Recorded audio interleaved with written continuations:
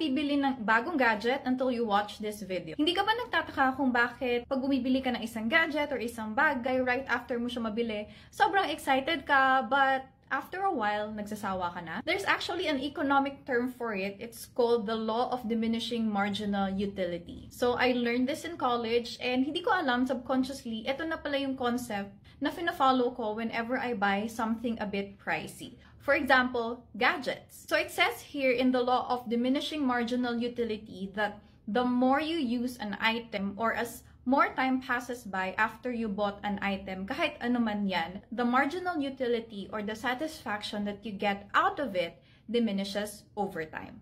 That's why, if mapansin mo, whenever you buy a new bag, a new pair of shoes, new clothes, or new gadgets, after a while, magsasawa ka na. It's because of the law of diminishing marginal utility. How do I apply this in my life? So, for example, I buy a laptop. A MacBook Air would cost me around 50,000 bucks. So worth it ba siya bilhin for 50,000? The way I use the law of diminishing marginal utility here is I know that I'm gonna use the laptop for a very long time, say 5 years. And by the way, 5 years is my minimum standard for all the gadgets I buy. If I'm gonna be using my laptop for 5 years, would I be willing to spend 50,000 pesos? So i-compute natin. So 50,000 divided by 5 years divided by 365 days. That equals to 27.4. Ibig sabihin, if I'm gonna buy a MacBook Air for 50,000 pesos, would I be willing to spend 27 pesos and 40 centavos a day for the next 5 years to be able to use my laptop? Of course,